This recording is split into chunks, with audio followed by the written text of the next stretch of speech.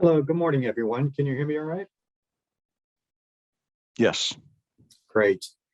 All right. Well, thank you, everyone, for joining us this morning. We're excited to have this presentation for you. My name is Kevin Coogan. I'm with Hope Enterprise Corporation. I'm based in Jackson, Mississippi. And today we will be hosting a community impact webinar. This is through the Hope Community Partnership. The Hope Community Partnership started, as many of you know, with the goals of advancing key economic development projects, attracting public and private resources, expanding economic opportunity, and building financial capacity of communities and residents where Hope works throughout our 5-state footprint. Based on the knowledge that small rural towns often lack the needed community economic development staff, which leaves them at a competitive disadvantage when competed for the needing resources, Hope initiated this project 5 years ago. Through the partnership, Hope staff has been providing strategic and focused community economic development training and technical assistance for 7 Mississippi communities. In our effort to collaborate with leaders and to improve the conditions in the communities in our footprint, we partnered with NeighborWorks America to host our first community leadership institutes in 2018 and 2019 in Greenville, Mississippi. In 2020, CLI was held virtually over 2 days and included participants from our rural town partners and from HBCUs. Again, NeighborWorks America partnered with us on the presentation and the content provided during that 2-day event. And just last month, Hope hosted our first Hope CLI Impact webinar with Professor Mark Quinn of Xavier University in New Orleans. Today is the second Impact webinar, and we'll be presenting more of those throughout 2022. Today, we're honored to present Allyson Denson of South Delta Planning and Development District, Allyson Denson, and Gloria Dickerson of We Together Creating Change. I'll introduce Allyson shortly, but first we'll hear from Gloria. Gloria is the CEO and founder of We Together Creating Change, a social impact nonprofit based in Drew, Mississippi. Gloria retired from her work as a financial management professional and a program director in philanthropy in 2009 and returned to her home in Drew, Mississippi with the mission to be a change agent to transform low-income, socially disadvantaged communities. Gloria also leads the Drew Collaborative, who we've worked with closely over the last several years. I'm sure Gloria will go into more details on the collaborative mission, as well as her overall approach and philosophy on generating change in communities and among the community members. As I mentioned, we've worked with Gloria over the past 5+ years on a variety of efforts, which I'm sure we'll touch on today. So with that, I will pass it off to Gloria. Gloria, thanks very much. Okay, good morning, everyone. I'm so happy to be here to be on this webinar. And I'm also glad to be here to show some words of appreciation for South Delta Planning and Development District.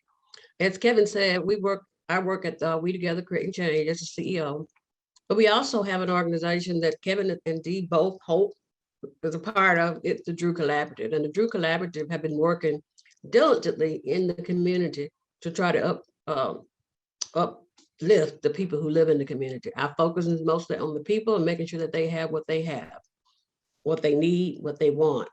And so we've been working with South Delta, and they've been to our offices where they've given us some technical assistance.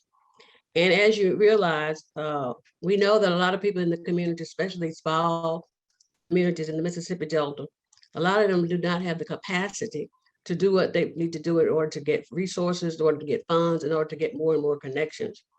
And so South Delta has been helpful for us in that way, because the leaders and the people in the community do not have the capacity to be able to look for funds. They do not have the capacity to start writing grants. They don't know how to do that.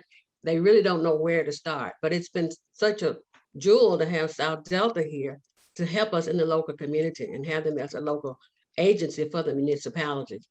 And so they've done some things in Drew, along with the Drew Collaborative and all of our partners working together. And I'll just give you a little snapshot of what they've done here in Drew and have been so helpful for us here in this community. First of all, they are grant writers and they've written grants, and we've had grants lots of grants for water and sewer they've helped us with. And, water and sewer is very important in the community, but most people in the community do not realize how important water and sewer is. And so when they do water and sewer projects, they're like, so we don't see any change in the community. So what we try to do is try to explain to them why it's so important to make sure that our water and sewer systems are working. And South Delta has helped us with that. They've also helped us in terms of the technical assistance and grant writing. They were very helpful to us as far as writing the grant to the Delta Regional Authority, where we got monies to redo the armory here in town. And we've opened that as an online grocery and delivery service business. And we also have in that facility places to have classes where we can teach the community nutritional classes, cooking classes, any kind of classes that the community want, or the community identify as a need or as something that they want to learn how to do.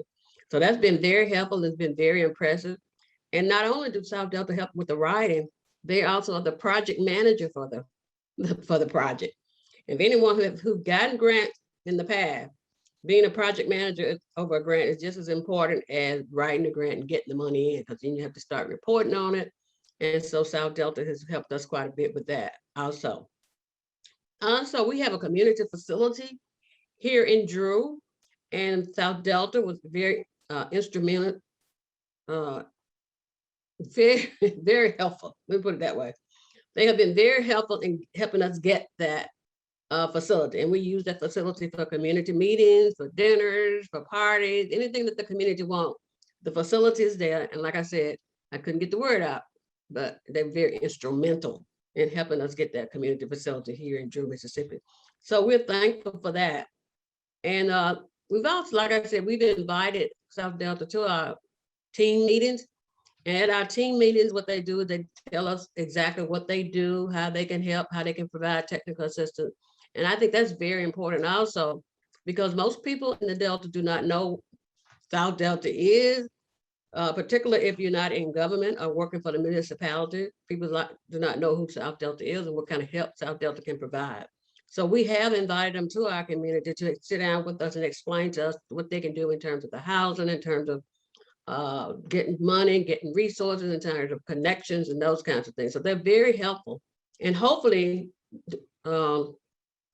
since we're doing these webinars, and since we're bringing forth different people to explain to people in the community what happens out there, how they can get assistance. I think that's one of the things that's really missing in the community, is the community people not knowing exactly what are these agencies doing for us, what are these agents can do for us, how can we get in contact with these agencies. So this is very important information that we're going to be gaining today about what can happen if you are in touch with your local planning and development district. So with that, let me see if I missed anything here. I think that's it, but I will be able to answer any questions that you may have at the end. So with that, I'll turn it back over to Kevin. Thank you, Gloria. Very much appreciated. And as a reminder, if any of you all do have questions, whether related to what Gloria spoke to or what Allyson is about to, please go ahead and put that in the chat function, and we'll get to those throughout the presentation and then certainly afterwards. Before introducing Allyson, I do want to give a quick thank you and shout out to my colleague, Dee Jones. Many of you know Dee. Hi, Dee. And also to Scott Slay and our marketing and communications team for putting together today's presentation. So back to that, and pardon me, I just lost part of my screen here. So, but again, Allyson, thank you for joining us today. Allyson is a native of Newton, Mississippi. She attended both the University of Mississippi and Delta State University, where she earned a bachelor's and master's degree in business administration. She has experience working in the insurance, banking, education, and catfish industries, and has been with South Delta Planning and Development District since 1989. While at South Delta, Allyson has worked on a variety of projects and has received a number of innovation awards from the National Association of Development Organizations. At Hope, we've had the pleasure and good fortune of working with Allyson on different projects. Most recently, as Gloria mentioned, the renovation of the former National Guard Armory building in Drew. which was supported by a grant from the Delta Regional Authority. That grant is a very, very competitive grant, and we certainly would not have had any chance of having the city awarded that grant without Allyson's direction and handholding throughout the entire process. So thank you again for that. So without further ado, I'm going to go ahead and toss it off to Allyson. Allyson, thanks again for joining us today.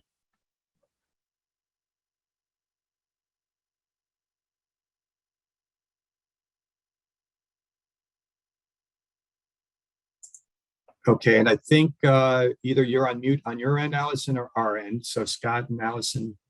Okay, is that better? Okay. First of all, let me thank you for inviting me to participate in this program today. It's an honor to be able to share what planning and development districts do in all of our communities, and just a little bit of background information on the planning and development districts before I get into the heart of the presentation. There are 10 planning and development districts that are covering the entire state. We each serve a section of counties, and we have information in this slideshow that will apply to each of the planning and development districts. So if you're not located in one of my 6 counties, Bolivar, Sunflower, Humphreys, Washington, Sharkey, and Issaquena, then there should be information in the upcoming slides to let you know who you need to get in touch with in the future if you have questions for your local planning and development district. And also, Gloria, thank you very much for your kind words about the planning and development districts. We have certainly enjoyed working with you and all of our local units of government and nonprofits that are serving this area to try to make it a better place to live. So with that, I'm going to jump into my presentation. Do not be alarmed. There are a lot of slides.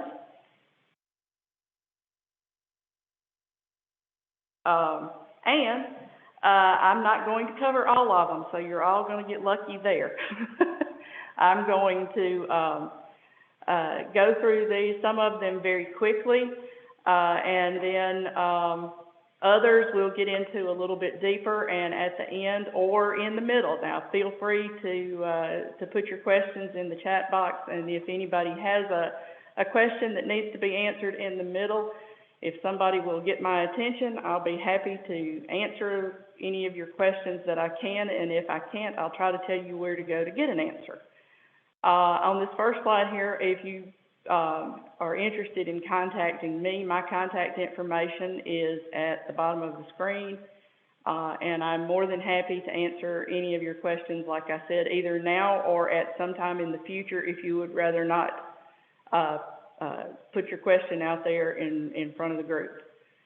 So moving on from this is a crash course in planning and development districts. When we discussed putting this together, it was mainly for elected officials that have not been in that position for a long time.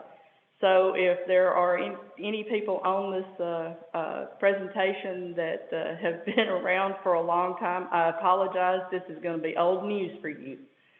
So here we go. As you can see, we've got information on both Central Mississippi and East Central Mississippi Planning and Development Districts, and each of the counties that they cover are listed on here, along with the name of their executive director and their contact information, both phone numbers and websites. So I'm going to go through these quickly. That's Central and East Central, Golden Triangle and North Central, North Delta and Northeast Mississippi, South Delta, which is our group, and then Southern Mississippi Planning and Development down on the coast. Then we have Southwest, which is based in Natchez, and Three Rivers, which is in Pontotoc. So anybody that has questions for their local planning and development district, please feel free to call these people. That's what they're there for. They want to help you. They want to provide you with any kind of technical assistance that you might need. And on that note, I'm just going to briefly touch on some of the areas of interest that the planning and development districts can provide assistance with. But please keep in mind, no two planning and development districts are exactly alike. If you see something on one of these lists, just call and ask that particular planning and development district that serves you whether or not it's something that service that they provide, because as I said, no two of us are exactly alike. In general, we do all the same things, but not exactly the same thing. We try to assist very much with economic development. That is a driving force behind what the planning and development districts do. And included in that, of course, is infrastructure and job creation. And now, even though it seems like a no-brainer, just now tourism is getting to be involved in the economic development segment of activities. Then we have planning assistance. A lot of the planning and development districts have planners on staff that can write comprehensive or strategic plans. Others do not have staff planners, but we have a very good working relationship between all of the districts. So if this is something that you need, such as an annexation study or ordinances, if we don't have it in-house, we can talk to one of the other planning and development districts to get assistance with it. We have loan programs for businesses. We have several different types of loans, and so please, if you are interested or you know somebody in your community, because this is one of the few areas where we can directly assist for-profit business. We can't provide grants to for-profits, but we can provide loans, and we have several different types. So if you know somebody that needs some of that type of assistance, please direct them to the Planning and Development District. We all have programs like this, and we all want to help with that. Technical assistance, we are the local census data affiliate, and so if you have questions about census information, contact your planning and development district, and we also do redistricting plans when they are necessary. Mapping services, we all are trying to do this, but I'm not going to lie to you, here at South Delta, since I'm trying to wear every hat in the building at times, this is the one that keeps slipping off of my head, and I have not been able to conquer the mapping. But once again, if you need something done, we can try to get it from one of the other districts until I figure out how to do this. We also have, at some of the other districts, computer services that some of them are providing internet services and networking to their local areas. We do not currently do that. That does not mean that we will not take it on in the future. But right now, it is not something that we provide, but we can connect you with people that can do this. Workforce development is something that everybody, I think, has become very familiar with. And if you are in one of the 4 workforce areas in the state, you probably have seen the product of their efforts or the results. I know that at least in the South Delta area, and South Delta's workforce area actually takes in South Delta, North Delta, and part of North Central. The lineman program, we have a program that's out there for training electrical linemen with a 95% employment rate. We've had 23 classes that have gone through. It's about 300 people. I could be wrong about that, but that's a lot of people, and they're all out there gainfully employed and really enjoying what they're doing and attracting people to the program all the time. So that's a real success story. Workforce development also works with individual industries to provide training, and they assist the WIN job centers. The Area Agency on Aging, Everybody, I think, is aware that our population is aging, and we are trying very hard to provide as many services as we possibly can to our aging population. If you have questions about that, our area agency on aging director is Daryl Richards at our office, but each of the planning and development districts has an area agency on aging, and they will be more than happy to provide information to you. The Medicaid waiver program is also an excellent program that tries to assist with people who are Medicaid eligible but would prefer to stay in their home rather than going to a nursing home. So these are invaluable services that just are wonderful for families that are trying to take care of their elderly loved ones. Now, the grant sources, I think this is probably what everybody really wanted to get into. So I'm going to go through this a little bit slower than what I have done so far, and just kind of cover a number of grant sources that we deal with, or some of the other planning and development districts deal with on a pretty regular basis. And try to give you a little bit more information about what they have to offer. And then on this list, you'll see at the bottom, you've got Delta Regional Authority, the Mississippi Development Authority, and the Economic Development Administration. I'm going to go a little more in depth in those to give you a little introductory lesson in putting together those grant applications, because let's face it, everybody needs grant money right now, and it's what everybody is truly interested in. So that's why we're going to spend more time on that. But first, we've got the Appalachian Regional Commission. Now, this does not come over into the Delta. There are 24 out of the 82 counties in the state that are eligible to participate with the Appalachian Regional Commission, and they're all over on the east side of the state. So we don't participate with this particular program, but the planning and development districts that are touched by the Appalachian Regional Commission are East Central, Golden Triangle, North Central. North Delta, I think, has one county, Panola, in that. Northeast Mississippi Planning and Development District, and Three Rivers. And they have some grant opportunities that I am not at all familiar with, because I have never worked in a ARC, and that's how we refer to it, as ARC. I've never worked in an ARC area, so I really have had no opportunity, but it functions very much like the Delta Regional Authority on the west side of the state. It's just been around a good bit longer than the Delta Regional Authority.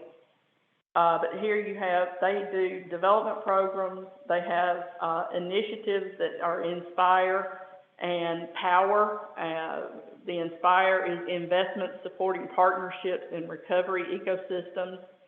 And that really is primarily for addressing substance use disorder crisis problems. And then you have the Power Initiative, which is partnerships for opportunity in workforce and economic revitalization. And they also do a program, WORC, which is the mirror image of one that is on this side of the state, for workforce opportunities for rural communities, which is a partnership that's between the U.S. Department of Labor, the Appalachian Regional Commission, and the Delta Regional Authority, and they partnered to provide enhanced training and support dislocated workers. That program was around for 2 years. I do not know if it will be around in the future, but we'll see when they start coming out with the allocations and programs for the next fiscal years. The Appalachian Regional Commission has investment priorities just like all of the other grant programs. They're interested in building businesses, workforce, community infrastructure, culture and tourism, community leaders, and of course right now, like every other grant program, they are trying to address issues with the COVID-19. We also work with the Department of Justice, and I'm going to tell y'all that we have a typo. The Office of Community Oriented is supposed to be policing, which is the COPS grant, which I would imagine some of you, if you have anything to do with police departments or any experience in your local government beyond just recently, you've probably heard of the COPS program. You also are aware of the Office of Justice programs and the Office on Violence Against Women. We also work with the Department of Environmental Quality. Not so much in the grant, well, we do have grants that we work with, but mainly their grants are directly to the units of government. We assist with paperwork on those grants if you need us to, but most everybody handles it on their own. And that has to do with their solid waste assistance grants. And the waste tire collection. That's the main one that we provide assistance. It's having to do with the solid waste and the waste tires. The targeting brownfields assessment is a bit new. And then the one that more people are familiar with are the loans that are provided through the Department of Environmental Quality, which would be the state revolving fund loans for wastewater and drinking water. Most everybody has heard of those. We refer to them as SRF. And in conjunction with the Department of Environmental Quality in the state is their federal partner, the Environmental Protection Agency, which if you have not heard of the brownfields programs, you will. It's getting to be a more popular source of funding to provide some assistance to your communities. The brownfields, we even put the definition on here. The term brownfield site means real property, the expansion, redevelopment, or reuse of which may be complicated by the presence or potential presence of a hazardous substance, pollutant, or contaminant. All you have to do to qualify for some of the brownfield assessment is to think that there may have been contamination or the appearance that there may have been contamination.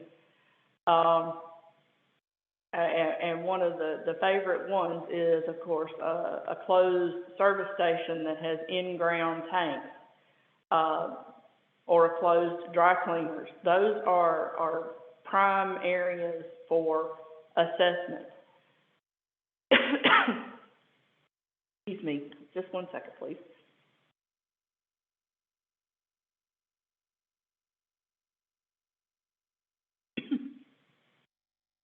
All right, the types of brownfield grant funding are assessment grants, revolving loan funds, cleanup grants, multi-purpose grants, and job training grants. Most of these function with the assistance of not necessarily,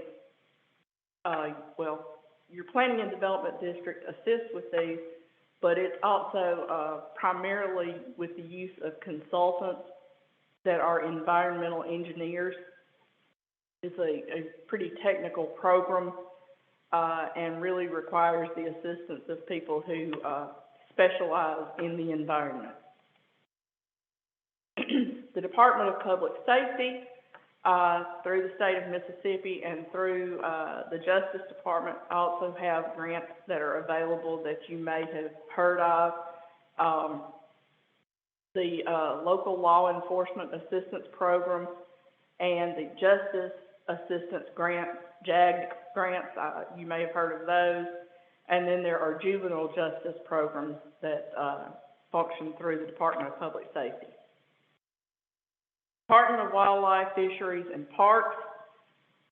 Most everybody is familiar with at least one park that has been funded in your community through the Land and Water Conservation Fund program. Those were real popular for a very long time, and they did baseball fields and football fields and any type of park and outdoor recreation that came along. Unfortunately, they don't get money very often.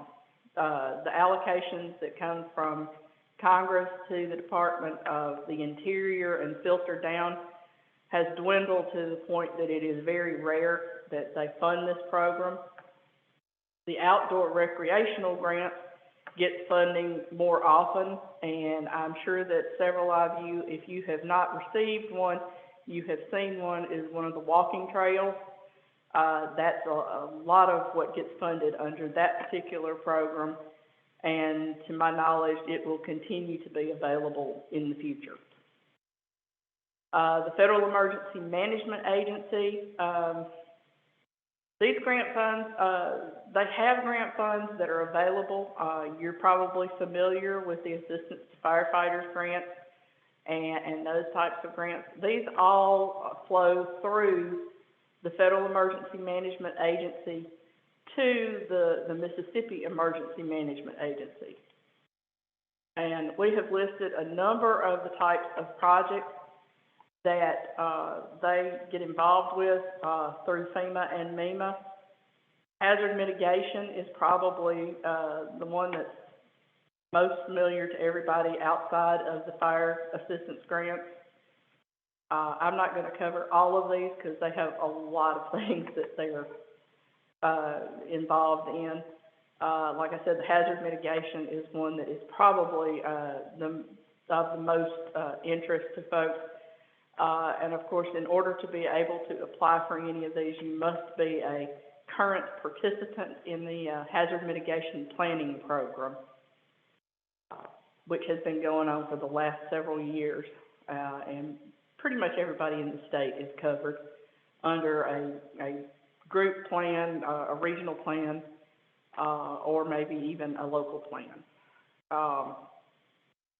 The Building Resilient Infrastructure and Communities BRIC program is fairly new and is one that provides assistance by way of the state applying for funds and your participation in the state's application.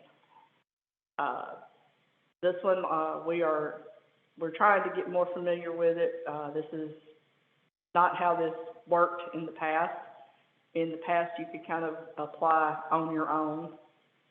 Now, the FEMA preparedness grants, like I said, there's a whole list of these here. If you have questions about it, please contact your Planning and Development District, and we will try to get answers for you on any of these particular programs. But very few of these are things that we work with on a regular basis. And of course, then, like I said, the assistance to firefighters, that's the one that most everybody is most familiar with.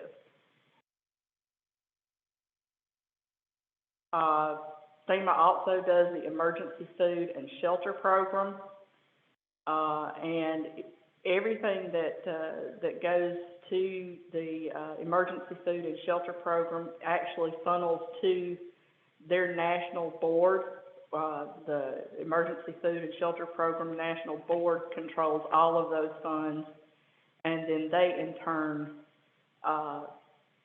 funnel money out from there. Now, MEMA, like I said, they work in conjunction with FEMA. MEMA is, of course, the Mississippi Emergency Management Agency. And there is information on here, but I highly recommend that if you have something that you need assistance from the Mississippi Emergency Management Agency, you contact your county emergency management director. They have a direct connection to MEMA and can provide you with assistance. And from there, if they feel like they need additional assistance, then we're more than happy to help in any way that we can at the Planning and Development District. This is just a little background information on the Mississippi Emergency Management Agency. Read it at your leisure. The home investment partnership, now we're getting into things where we have a lot more conversation. People contact us for programs that have to do with home.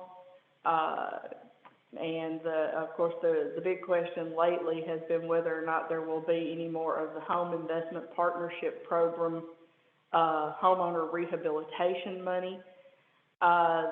The Mississippi Home Corporation is now the recipient of the allocation that goes to the state of Mississippi for these housing programs. And I have included their latest notices of funding opportunity in the next few slides. And you will note that the homeowner rehabilitation program did not get an allocation of funds for the fiscal year 2022. So I'm not sure exactly when they will be taking applications again for the homeowner rehabilitation program and what will happen to it, but we certainly hope that it will come back around in the next funding cycle. They also operate the Choice program, which is creating housing options in communities for everyone. They do the Emergency Solutions Grants, which used to be called Emergency Shelter Grants, but now it's Solutions. HOPWA, which is Housing Opportunities for Persons with AIDS, and Home for All, which is the statewide down payment assistance program.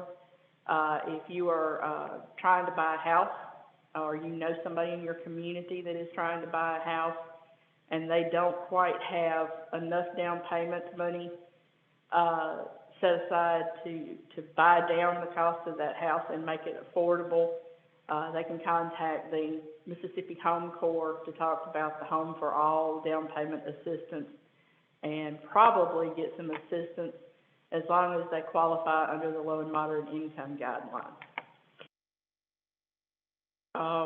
This is the notice of funds for the home program for this upcoming funding cycle.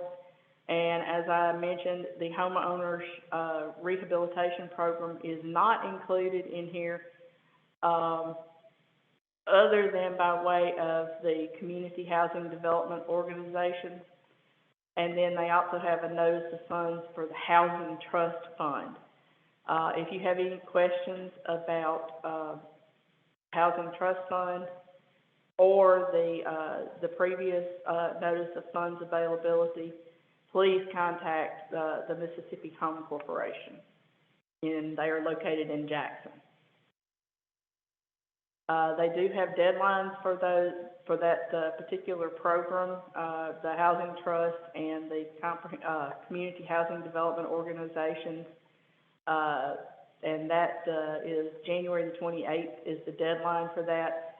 So if you have interest in anything that might be working through either one of those notices of funds, please contact your planning and development district or contact the Home Corp directly, so that if there is a way that somebody in your community can participate in anything that they're doing, they can get in time before that January 28th deadline.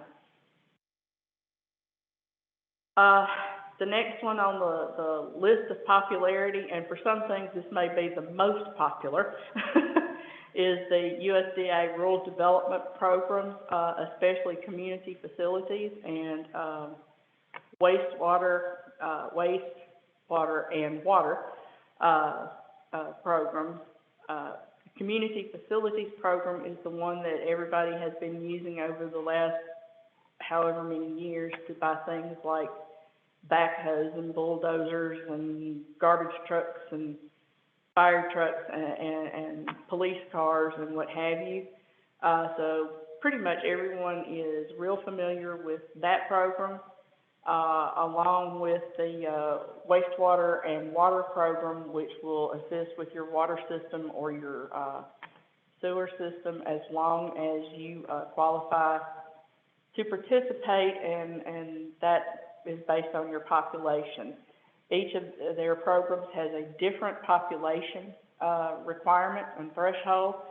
The city of Greenville is not eligible for some things, but as the population continues to dwindle here and throughout the Delta, places that were not eligible for USDA rural development projects are becoming eligible. So you really need to look at those eligibility requirements as far as your population, because you might not have been eligible last year, but you may be eligible this year.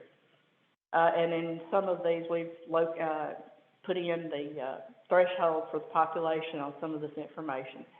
But USDA Rural Development does a lot more than just those two programs. They do single-family housing, direct home loans. You can borrow money from USDA Rural Development to build a house. You can borrow money for buying down the cost of a house. And their senior citizen program, you can get a small low-interest loan for some housing rehabilitation. That goes through their regular rural development regional offices. You just need to talk to somebody at that office, and that's an individual thing that a person, if you know somebody that's interested and needs that type of assistance, they need to contact rural development directly. They have rural business development grants. Those are small and hard to come by, but it's for small businesses that have fewer than 50 new employees and less than $1 million in gross revenue in a year. And then I have some information on who can apply for the program. And of course, we've got towns, communities, state agencies, authorities, nonprofits. There are a lot of things through rural development that are available for everybody. And then, of course, like I said, there are population requirements. The rural business development grant, it's any with a population under 50,000. So that's pretty much available, like I said, to anybody in this call that's not in an entitlement city. And entitlement cities are over 50,000 in population. And of course, then we've got here some information about how the Rural Business Development Grant money can be used. And then we have opportunity grants, which are for economic development. If you've heard of it, you've heard of the Rural Business Opportunity Grant, or RBOGs. That is another business program that they have that can turn into a loan program at a point in the future. We also have loan guarantees that can be done through USDA Rural Development, and that works with a bank. If you have a economic development project that cannot be put together with traditional types of funding, with loans and investment from traditional lenders such as banks, but the bank is willing to participate if they have a loan guarantee. That's where this program comes in, and rural development can possibly guarantee up to 75 or 80% of the loan that a business receives, which makes it much more attractive for a bank to participate. They also have other, types of loans. We have a program here that's in the intermediary relending program, which is we borrowed, when I say we, South Delta, borrowed money from rural development and then turned around, loaned that money out, and as it was paid back, we paid rural development back. We refer to those as IRP funds.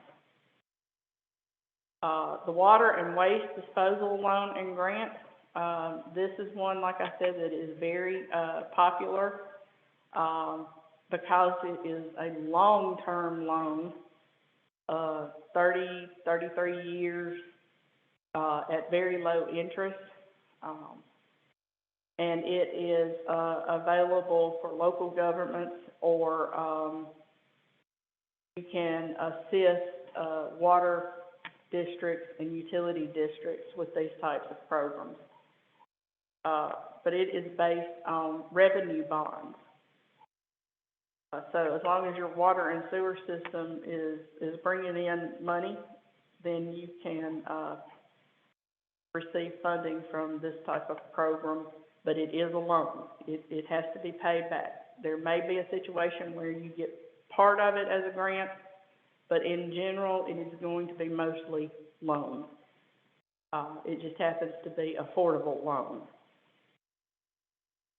The Community Facilities Program, like I said, this is the program that everybody has probably been touched by at least once, because it's police cars, it's fire trucks, it's buildings, any number of things that you can think of to apply for.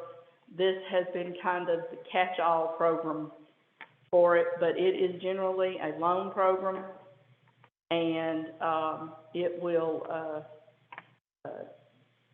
sometimes have a little bit of grant in it, and you do have to have some match money, but in recent years, it has been limited to a grant of $50,000 or less, and like I said, there is some loan involved in it and some match money involved in it. And then we just recently received some guidance from the regional office here in Greenville that this administration's priorities for community facilities grants is different from what it's been in the past. They are not as interested in doing the police cars and things like that.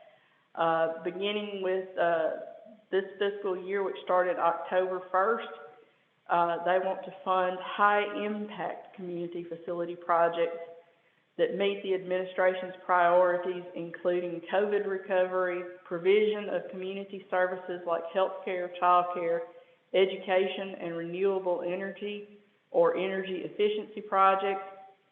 And they also will include in that using these funds for construction projects. Now, the next one that is really popular is the Delta Regional Authority Program, and as you can see on here, there's a map that shows how the reach of the Delta Regional Authority Program just in the state of Mississippi. Now, this program also serves 8 states and 252 counties in those 8 states, including Alabama.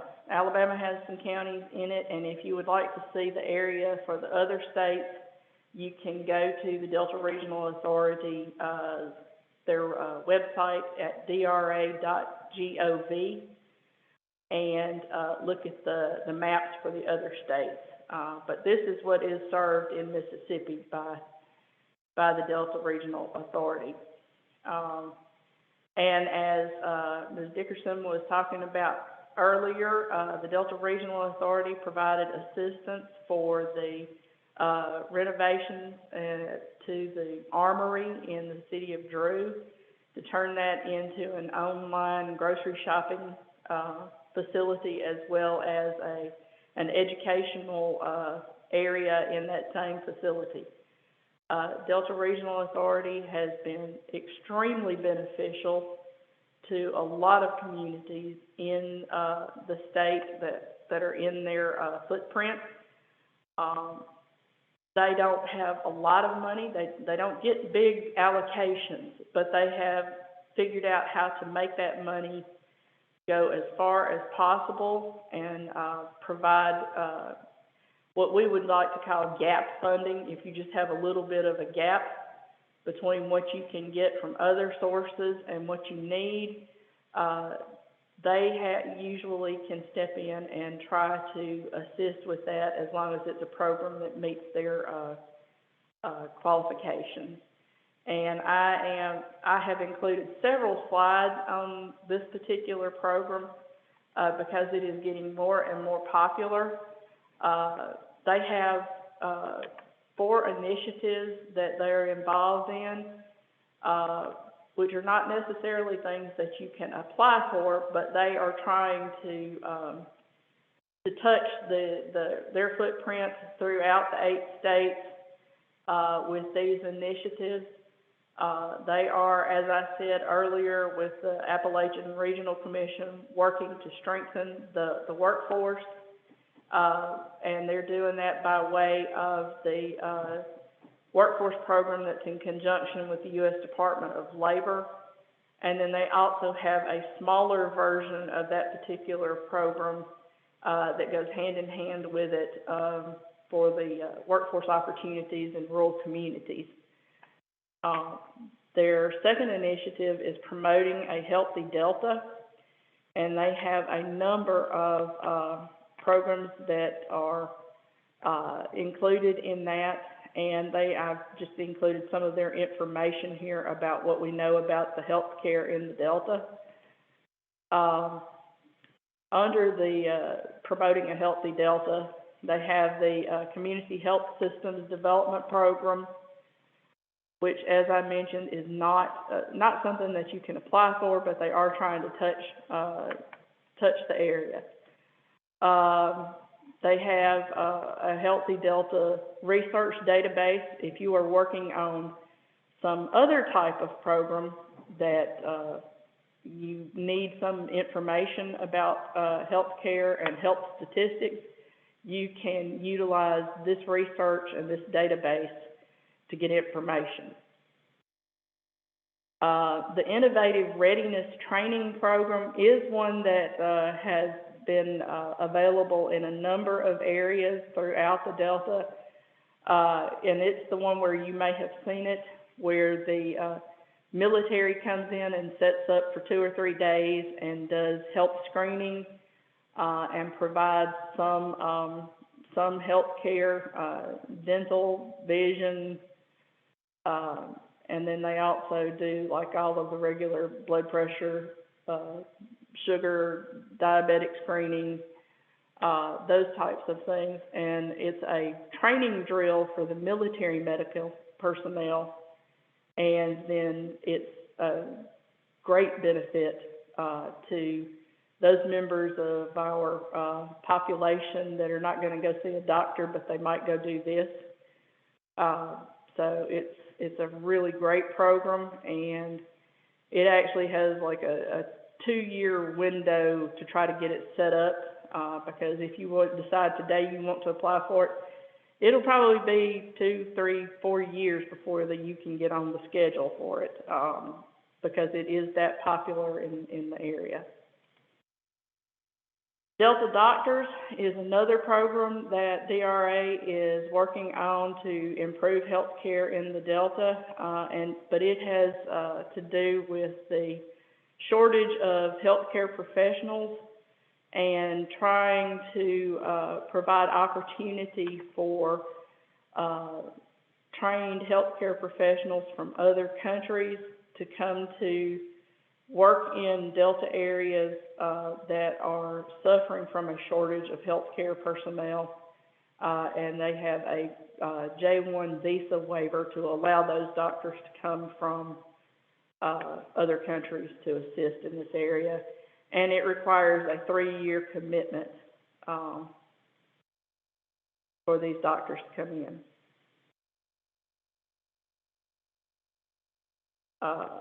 They also, DRA does the Delta Leadership Institute. You may have heard of it.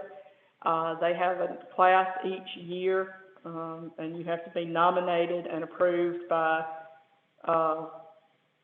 Delta Regional Authority and the governor to participate in that particular program, but it is an excellent program of training people from all of the states that are included in the Delta Regional Authority footprint, and exposing these emerging leaders to lots of different ideas, projects, and any number of good examples of ways to assist their communities.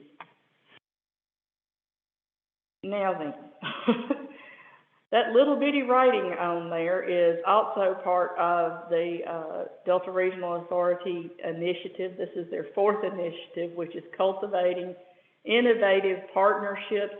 And this just provides a list of some of the partners that Delta Regional Authority works with.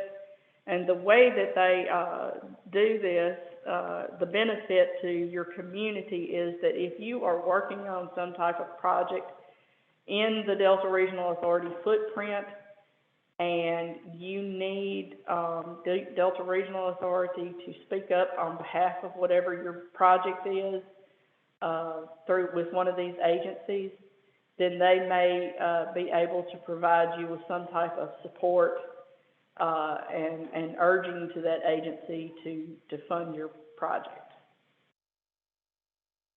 And then, of course, they invest in the Delta. And here is, of course, where everybody's ears perk up. This is the program that actually provides grants to the communities in the Delta Regional Authority footprint. Like I said, 252 counties in 8 states. So the program is called the State's Economic Development Assistance Program, or CDAP, and then the Community Infrastructure Fund, which is CIF. These 2 programs, actually you only apply for one of them, CDAP, and then if your project qualifies to fall over into the Community Infrastructure Fund, then Delta Regional Authority makes that decision and moves your project application over to the CIF fund. I know that a lot of you have probably, if you haven't seen CDAP, which is what funded the project that Ms. Dickerson was speaking about, in action, you will, because they are funding projects all over the Delta all the time. And when I say Delta, I mean their definition of Delta, not just where it's flat. But these are their program areas that they will fund under the CDAP, which is basic public infrastructure, transportation infrastructure, business development with a focus on entrepreneurship and workforce development. The one thing that I'm sure if you have paid any attention to Delta Regional Authority is that you know that they are very big on additional investment and leveraging anything that they fund other than the basic public infrastructure, and their definition of that is water and sewer. Anything that they fund beyond that, they want to see as much additional investment into a project as they possibly can, and definitely as much job creation as they can possibly see, because they end up taking all of that information on leveraging and job creation, and that's when they take it back to Congress and show Congress that there's a reason for them to exist, so that they can continue to get funding allocations.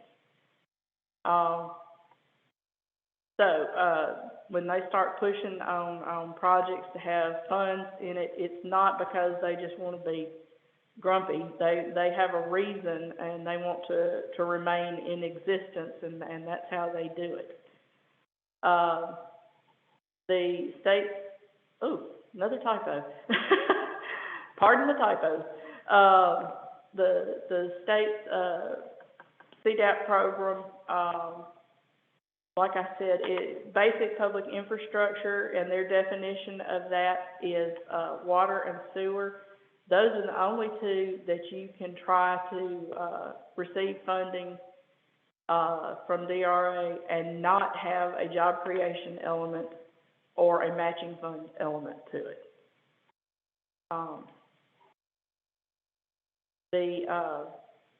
The CIF fund that I mentioned earlier is a fund that was developed to focus on physical infrastructure projects. that, like I said, DRA makes the determination of whether or not a project that you submit, if it's fundable, but it should fund out of the SIF program, and that's usually for bigger projects. They will make that determination, and you probably will never know about it. The application and selection process, I have included information in here, but for those of you that are not familiar, Delta Regional Authority has written into their authorizing legislation that they work directly with planning and development districts. You do not have to have a planning and development district to write a CDAP application, but it's going to come through the planning and development district office regardless of who writes it. And if it is funded, it will be administered by the planning and development district regardless of who wrote the application. That's the way that the enabling legislation was written, and so that's why when they do, when Delta Regional Authority does training, they provide that training directly to the planning and development districts so that we know how to operate under their program, and that we can provide you with the best technical assistance for that program. In recent years, as you'll notice on this particular slide, they have gotten so popular that they've had to divide up applications into Tier 1 and Tier 2, and then Tier 1 is further divided into Tier 1A and Tier 1B. And this slide explains about how you end up in Tier 1 versus Tier 2. Tier 1 projects are the first ones on the list to get funded.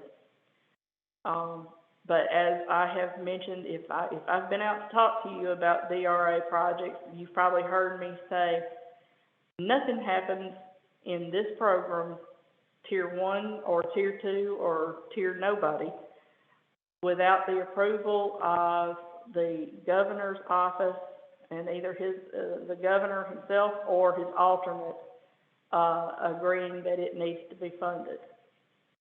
So that's my way of telling you that you need to have a good project that's going to catch the eye of the governor's office, regardless of what you're planning to apply for. Otherwise, it's going to probably be relegated to the bottom of the list and will not see funding. Other types of funding under DRA, this is actually not really a different type of funding. I'm not sure why they called it this, but a replacement project, they give you the option if a project that you have submitted that gets funded falls apart, rather than immediately taking the money back, they will offer you the opportunity to put in a replacement project if you have something that's ready to go and still meets all of the eligibility requirements.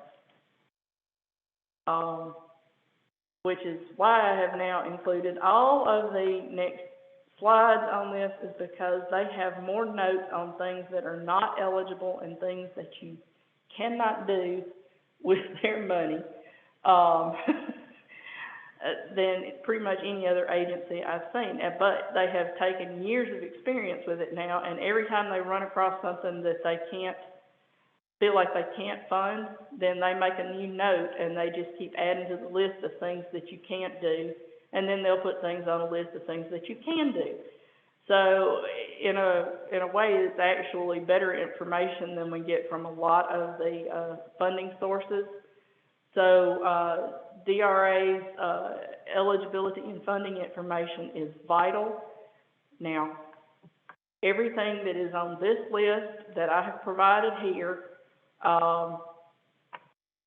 is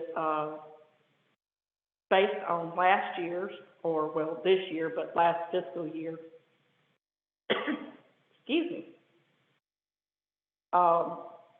has been based on the previous information. We do not have the 2022 information yet. Just like with the next two funding sources that I'm going to be talking about, everything is based on what has happened because we do not have the upcoming year's information. Now this slide is a list of their priority status projects, and you can see that there are several things on here that like the emergency funding need. If you have a project, say a water or a sewer project that needs to move up to a tier 1 situation,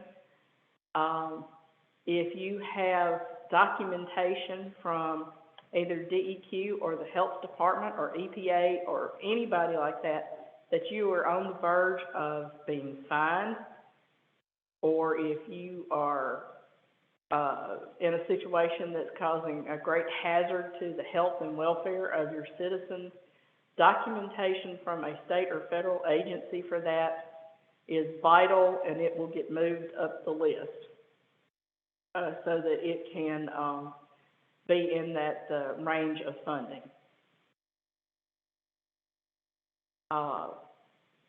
There are also regional development plan goals that you must take into consideration when you are developing a DRA application, and your planning and development district has all of this information so that when you contact us about these projects, if you've already referred to this information, it is much easier for us to guide you along the path toward putting the project together.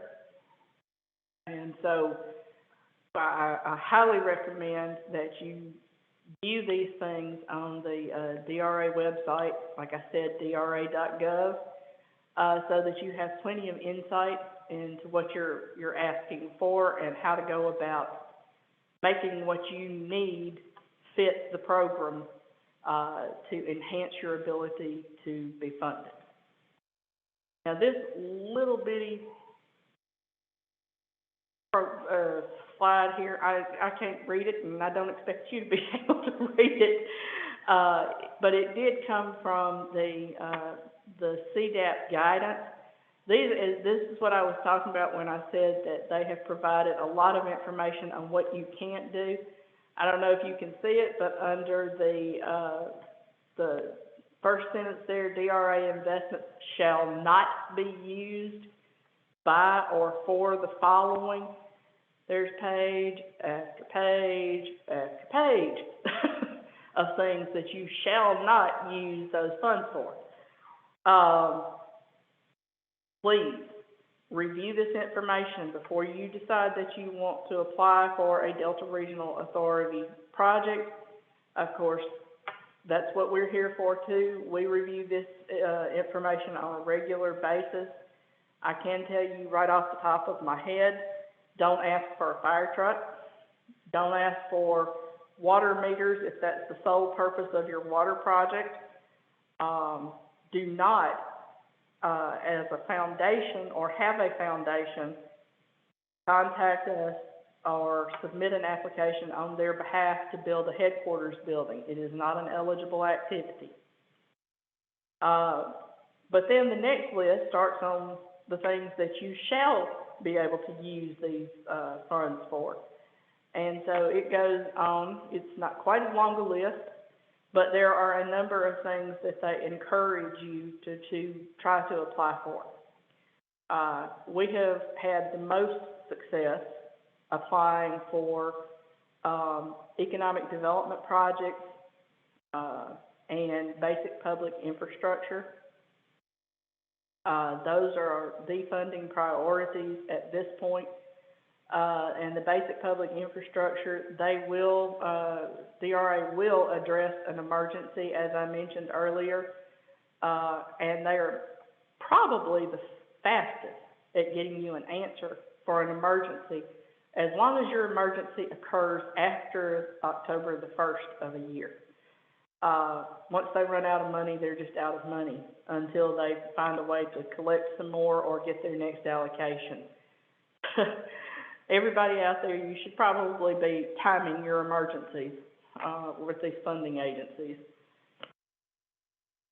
And then, it continues for things that they would like for you to focus on, and try to address as your funding needs, come before you. Fire stations and police stations, they will do it. They will construct a fire station or a police station. What you cannot do is have an office for your fire chief or your police chief in the building that they construct. So it's a little hitch in their program there that you can't basically build your fire chief or your police chief a nice new fancy office in the nice new fancy building. They have to go back and stay in the old building. Also, on this particular slide, it mentions opportunity zone planning activities. Opportunity zones were started during the previous presidential administration. They aren't gone, but they aren't really active now. So I've left it in here, but I don't know that this is something that would ever get funded because it's really not from this administration. So I would not focus on opportunity zone funding at this point. And obviously, as it says at the bottom of this slide, the list that were provided as far as what is an eligible activity and what is not an eligible activity is not exhaustive. I'm sure that there will be more things that will come up on these lists as the years go on, because they are basing these lists on experience, and everybody gets a new experience every time we do one of these funding cycles. Now, the Mississippi Development Authority, pretty much I think everybody is familiar with the Mississippi Development Authority, but you may not be aware of all of the different funding programs because some of them are not necessarily publicized. The Capital Improvements Revolving Loan Program, or CAP loan program, is available, and there are a lot of communities that are not aware of it. It is a loan program. There is no grant involved in it. It is low interest loan, but it is the length of the term of the loan is based on the life of whatever you are trying to fund through the loan program. This is generally used for large purchases that can't be done in any other way, or for economic development programs. Just be aware that as a city or town, or a county, either one, if you build something for an economic development project and your economic development entity, the private industry, does not survive, you are still indebted to the state of Mississippi, and they will take that money either out of your sales tax or your homestead exemption fund, and until it's paid off. So just keep that in mind. But we highly recommend that you be very sure that you need a CAP loan before you go to get one. But other than that, it's a good source of funding for things that you just don't have any other way to do it. It is a possibility for a fire truck, but as I remind you, it is a loan. It's not a grant. MDA also has freight rail service revolving loan programs. If you have a railroad in your area that needs to be upgraded, once again, it is a loan, but it is a way to do some work on rail, and the maximum term is 15 years, or the estimated life of the project, whichever is less. So maximum term is 15 years. They also have the airport revitalization revolving loan fund and the port revitalization revolving loan fund. If you have any needs in these areas, all of these loan funds work in the same manner. And if you would like to pursue one, your Planning and Development District can help you, and then the folks at the Mississippi Development Authority can help you as well. Now, Mississippi also has, MDA also has the Mississippi Rail Grant Program, but this is not used very often and does not necessarily have very much money in it to make a lot of improvements, but it might be able to work in conjunction with something else to provide some funds for rail improvements.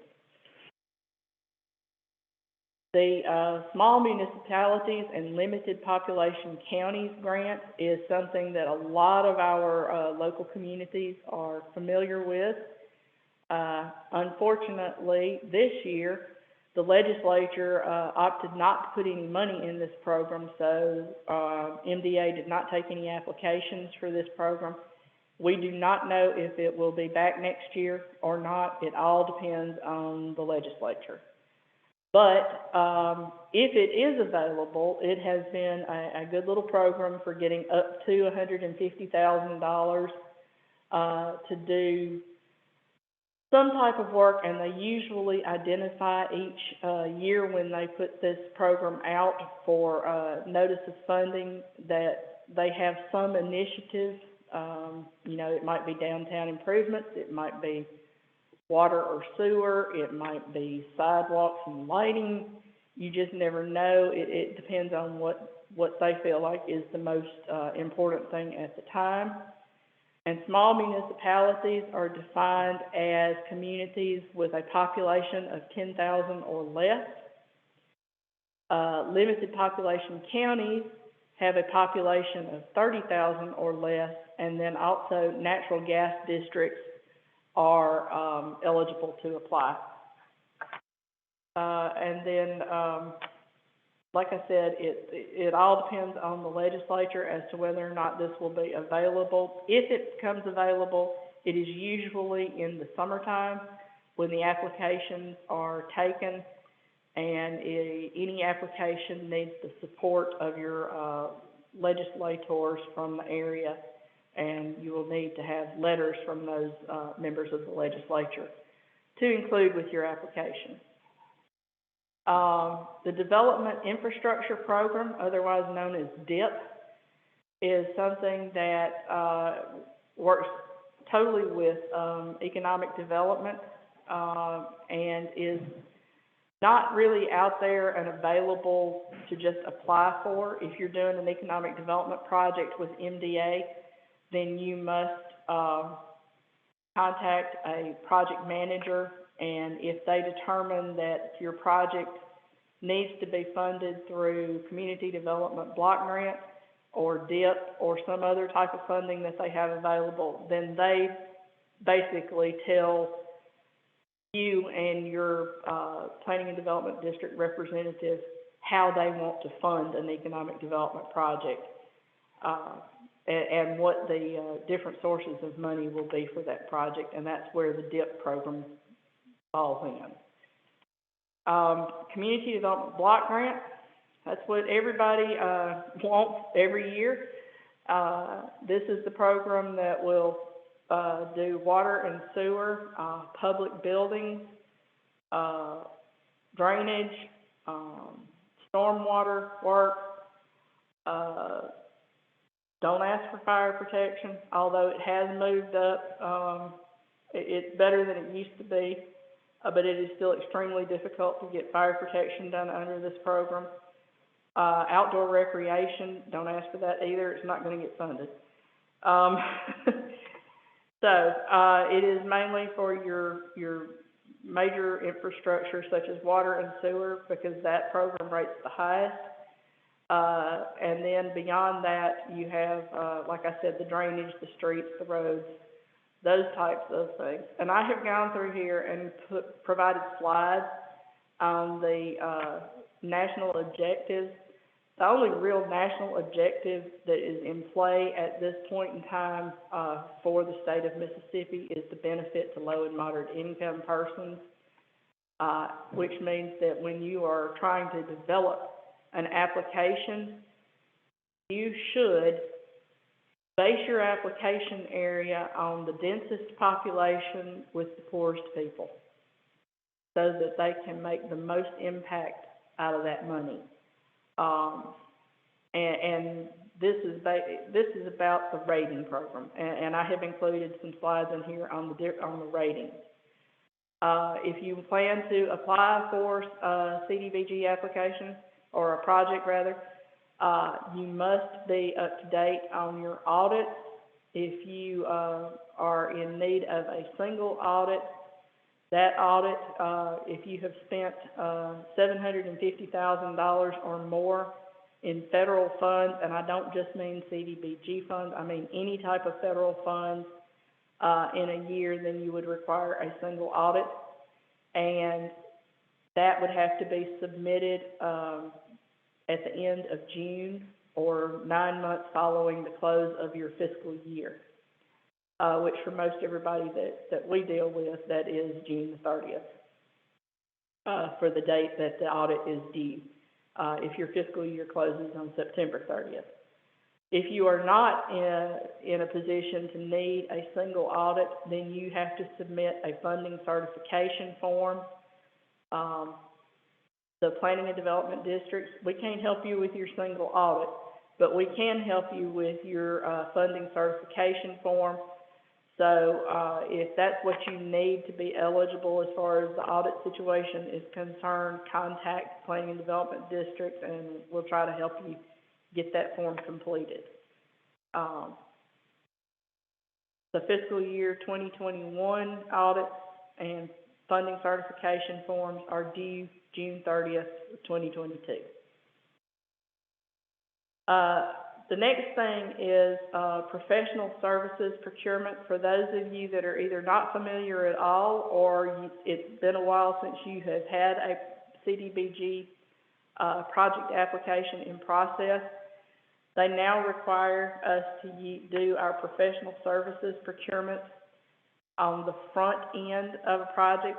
Once upon a time, you just used whatever engineer you were comfortable with or architect, and they understood that if it got funded, they'd get paid, and if it didn't get funded, they wouldn't get paid. Well, now you have two options.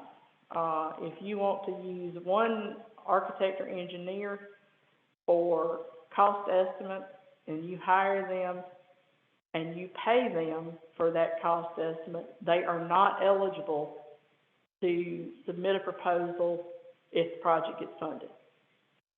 So the way that you address that is that you procure the professional services prior to ever submitting the application, and you make sure that your advertisement includes that you are asking for professional services for both application and implementation of a project. And I have included in here a good bit of information about the procurement process, but my recommendation would be contact your Planning and Development District representative because we will do all of this for you. As far as putting the advertisement in the paper, making sure that the number of days for waiting for the proposal are correct, and assist you with that. We don't make the decision for you on who you use, but we can take care of the technical aspect of the procurement. If you are planning on doing a water project under the Community Development Block Grant Program, we highly recommend that you decide that very early on, and that you just, so that we can, one, do the engineering procurement, and two, whomever you select for engineer can then take care of your water viability. The state of Mississippi, by way of the legislature several years ago, determined that they were tired of putting CDBG money for water projects into systems that were not viable to continue to operate. So this way, they determine ahead of time if your water system is viable and can function without either rate increases or anything like that before you ever get to the point of getting funded. That way they protect themselves, and you can you find out information about your water system that you may not have known. There are a lot of them that once you add in depreciation for your water system equipment and what have you, you determine that you can't make money and you're not making money.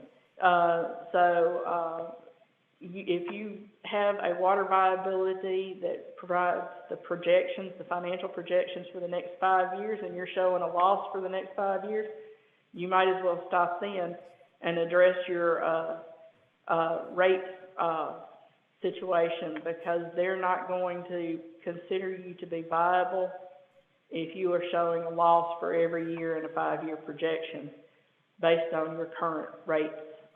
So that's something that you really need to be up to date on. But definitely, you have to decide early on if you want to do a water project, because the water viability is turned into the Mississippi Development Authority over a month prior to the rest of your CDBG application being submitted. So you can't determine at the last minute that you want to do a water project. Allyson? I have also included in Allyson, here. can you hear me? Yes. Hi, Allyson, it's Kevin. Sorry to interrupt you. We just had a question here. One of our participants needs to exit the webinar.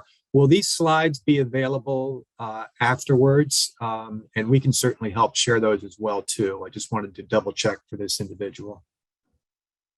Certainly. Either you can contact me, or I sent a copy of this to Dee yesterday.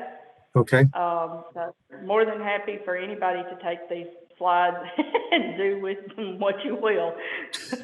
Great. So just so folks know, we will be reposting the recording of the webinar in the near future, and we'll let you all know about that. And along with that, we'll make sure to attach a copy of the slide presentation as well too. So thanks for that, Allyson. Sure, and I will let you know, we're almost finished. I know this has been torture for some of you, but there's just a lot of information that It's great. Thank you. I just wanted to just double check that before this person jumped off, so I appreciate it. So sorry to interrupt. Thank you. And like I said, if you need to get in touch with me to get a copy of it, I'm more than happy to send it to you. So anyway, and continuing on with the CDBG engineering guidelines, this information is provided for you if you are discussing your next community development block grant with engineers or your board or whomever. This just gives you some guidance so that you will know what to expect from your engineer and what they need to provide to you. And then also, like I said, your planning and development district personnel can assist with this as well.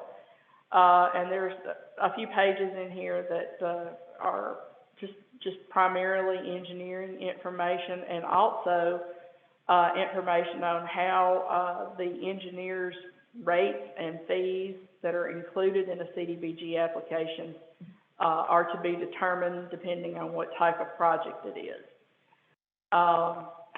And then like I said, it depends on the type of project, and then that, like rural development is the rate structure that is used for water and sewer projects.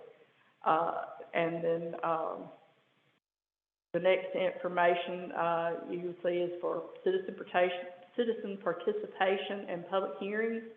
You are required to have at least one public hearing prior to the submission of the application, and you must provide the proof in the application that you have had that public hearing.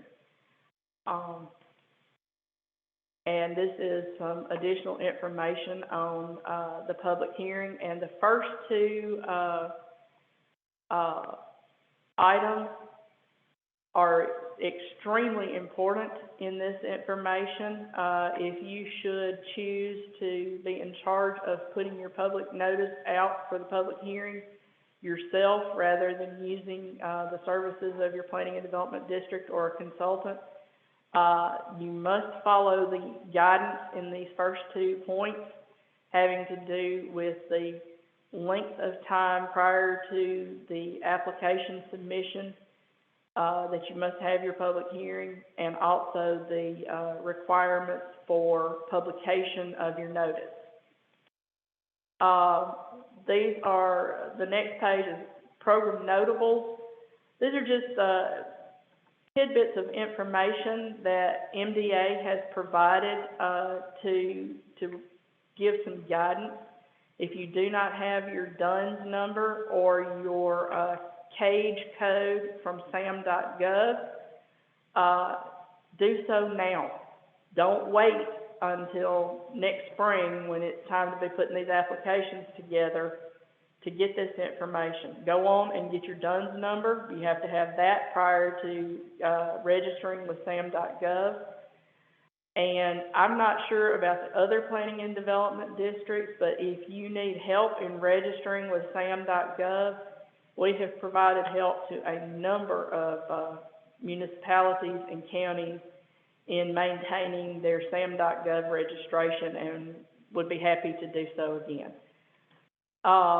Also, your community and anybody else that participates in a community development block grant must be registered with E-Verify. This is extremely important, and if you have not registered with E-Verify, I will tell you that in order to do it, you have to take a test. They provide all the information and go through a little training program, and then they expect you to take a test at the end of that training program, which is all online. If you need assistance with this, we can help you with that as well.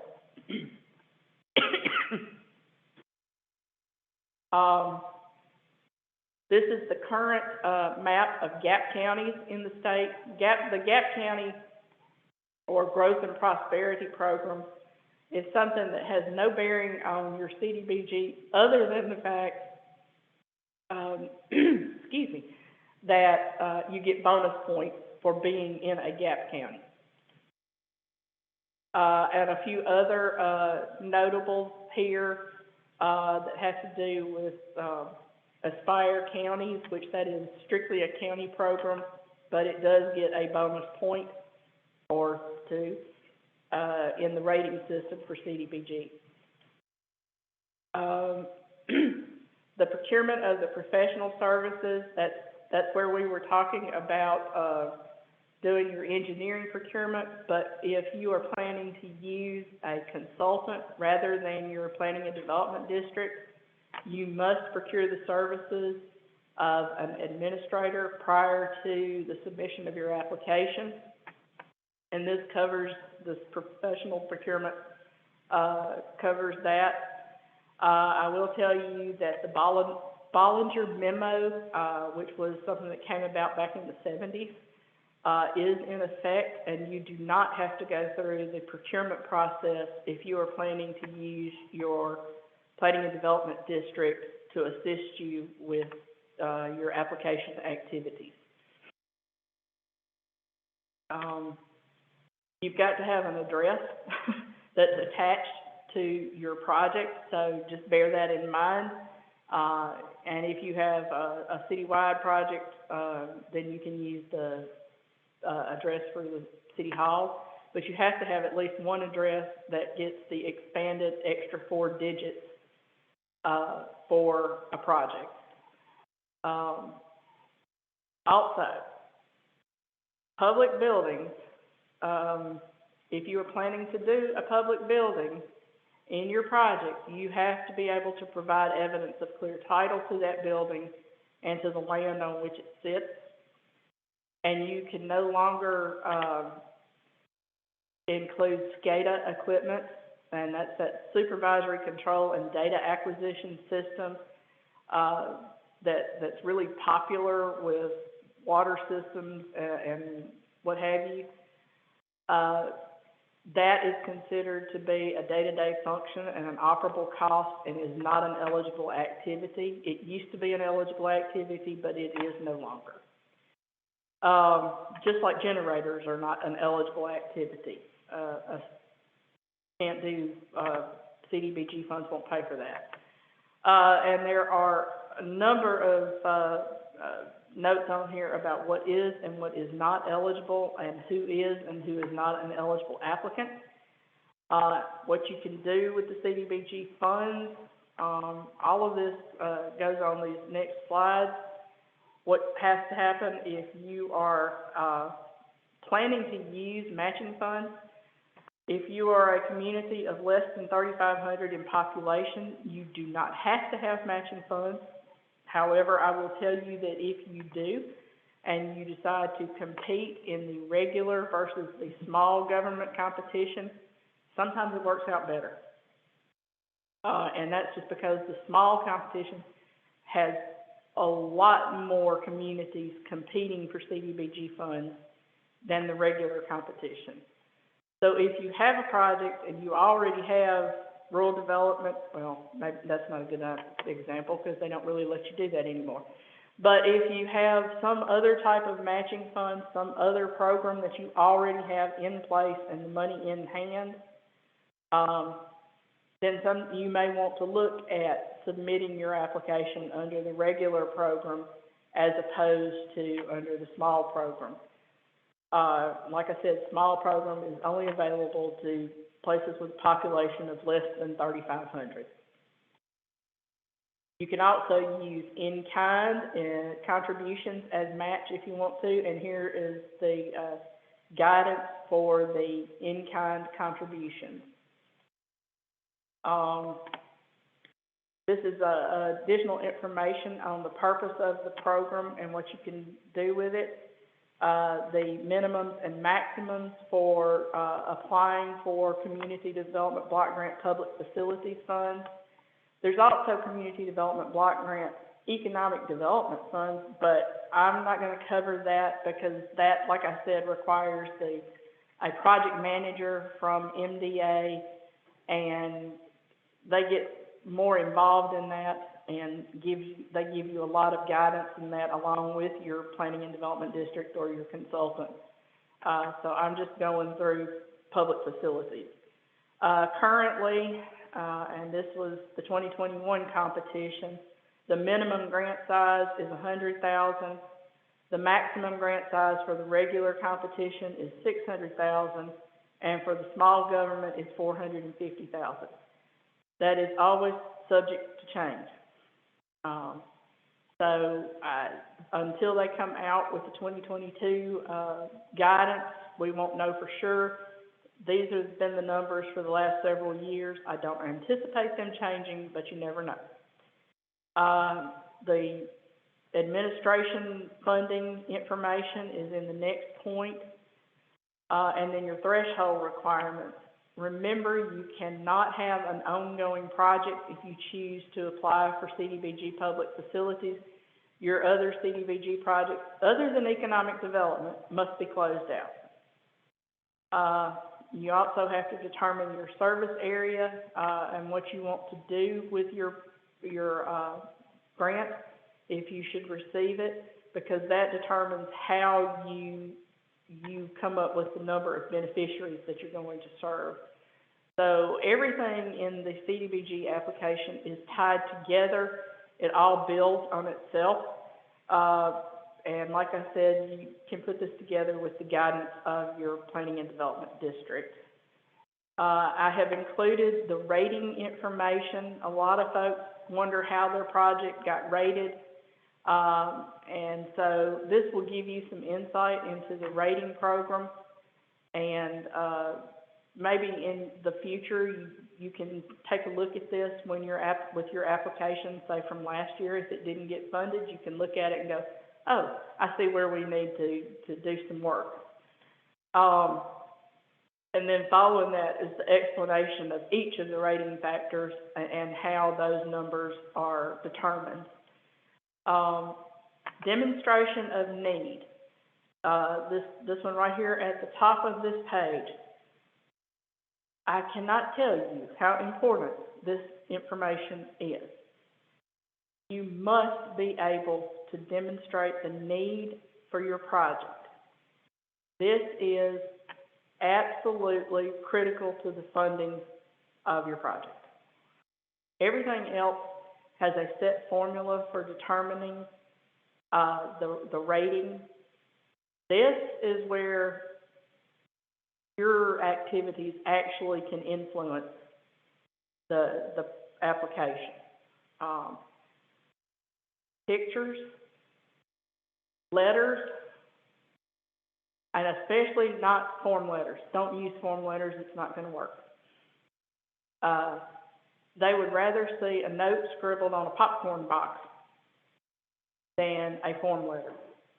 So I just cannot impress upon you enough how important it is to get involved in your community and get this information from the people who are adversely affected by whatever it is that you're planning to apply for.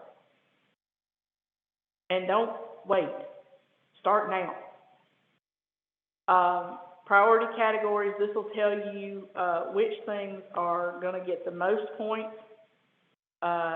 which type of activity, and which type of activity are going to get the least number of points in priority. So that will help you determine what you want to apply for as well.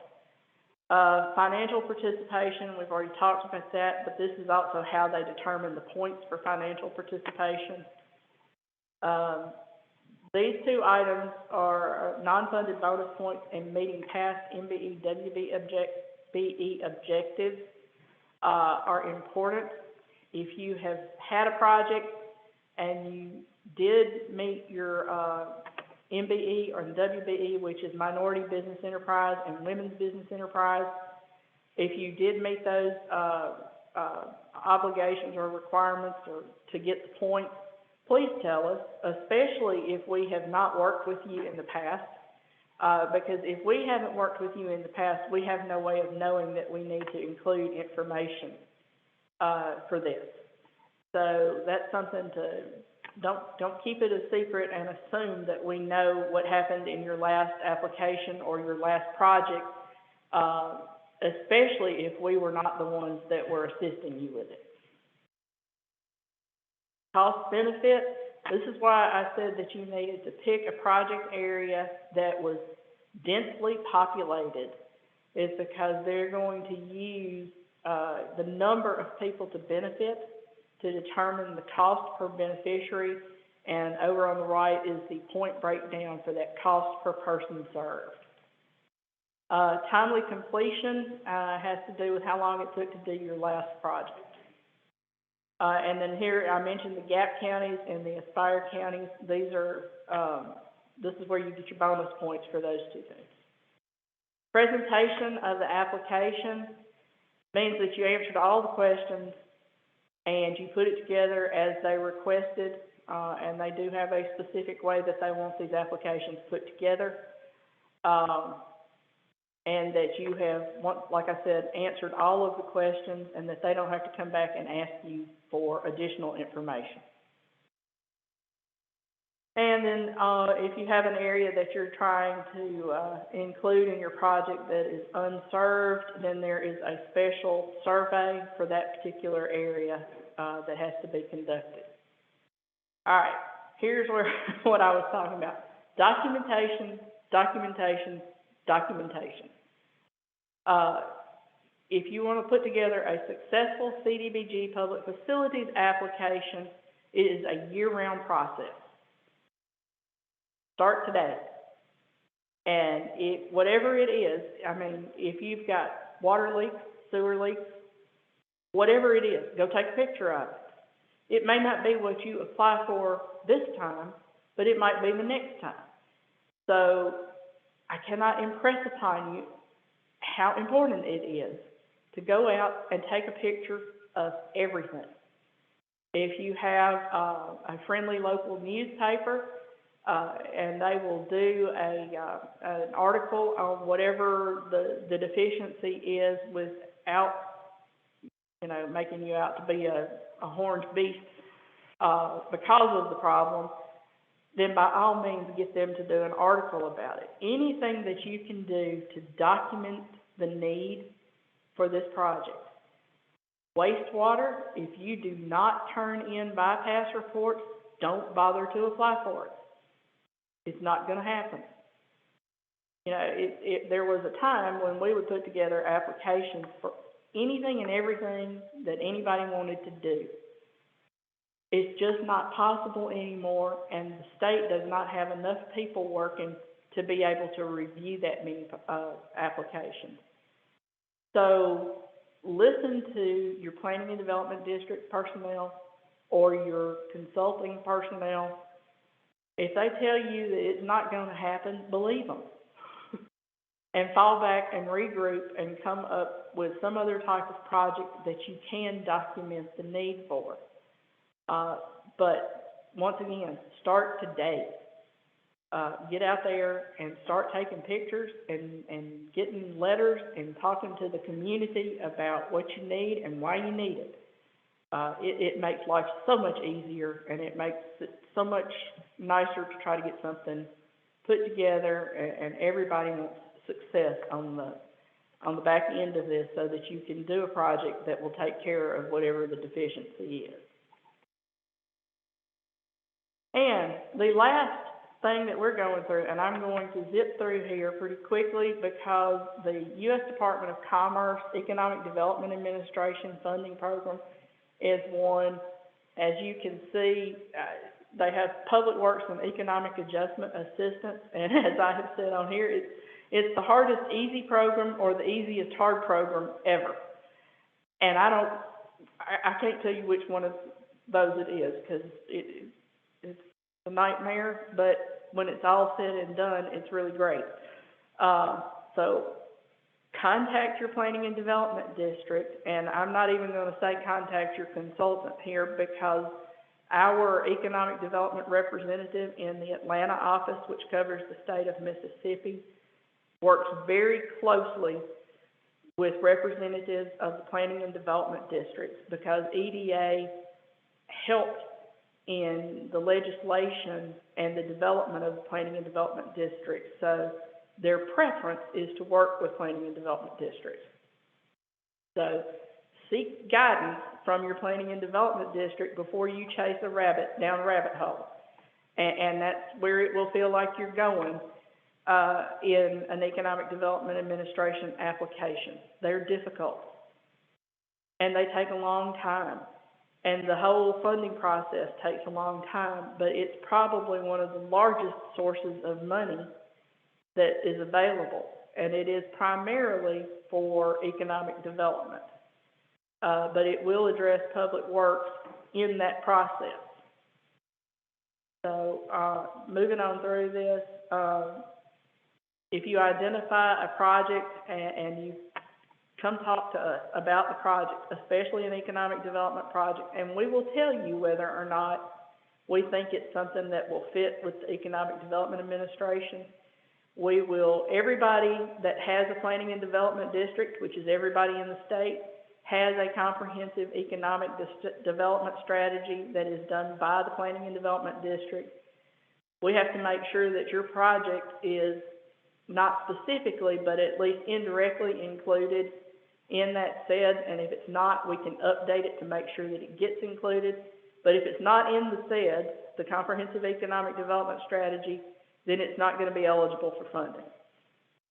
So that's why we all have to work together on this. Your planning and development district will then talk to our economic development representative in Atlanta, Gil Patterson, and tell him what it is that you're wanting to apply for and how the project comes together.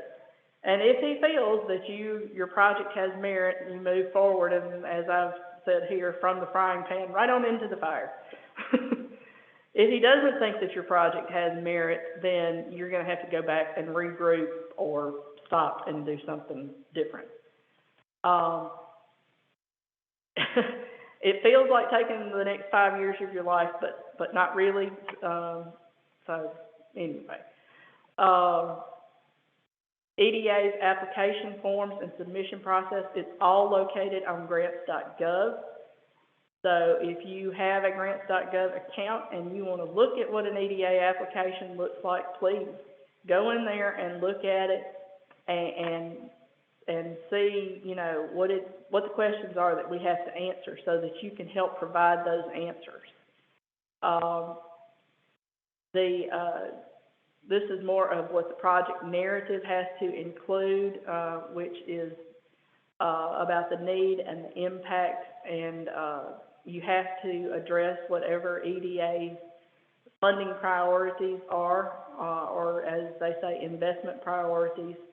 And that is always set forth in the notice of funding availability that comes out at whenever they receive a new allocation of funds, they will put out a new notice of funding availability.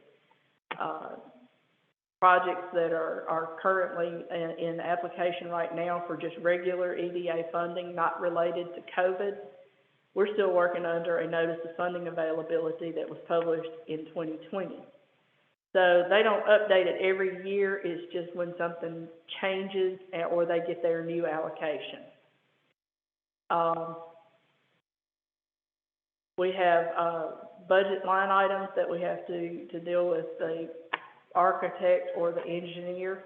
Just like with CDBG, you have to go through the procurement process for the architect or engineer for EDA applications prior to the submission of the application, and the architect or engineer has to put together a preliminary engineering report that is also submitted with your application, and that is a lengthy process, so they need plenty of time to do it. You must be able to prove title and ownership, and then operation and maintenance and management ability for the property. You must address any environmental issues. Also included is area eligibility, which is based on a website called Stats America, which is through the University of Indiana, and they provide the information that EDA follows to determine whether or not you're actually eligible for funding, and that's based on either the 24-month unemployment rate or per capita income. And those two items determine also how much of an EDA project will be a grant and how much of the money you have to come up with yourself.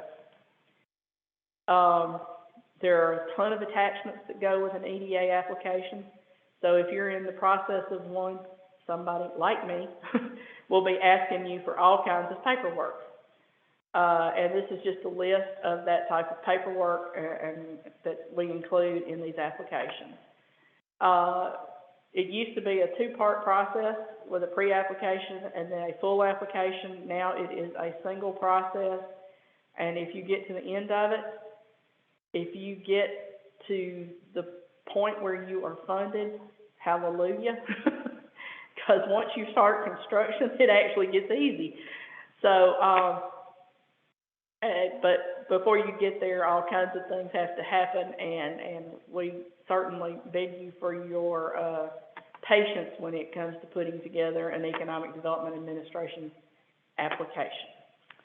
And we are at the end. I know y'all are thankful. I'm thankful. So let me get rid of this, or try to get rid of it. Okay. Said stop sharing, and I didn't get back. Thank you, Allyson. That was amazing. Well, it was a crash course. I gave enough information for about 2 or 3 days worth of workshop in 2 hours. So.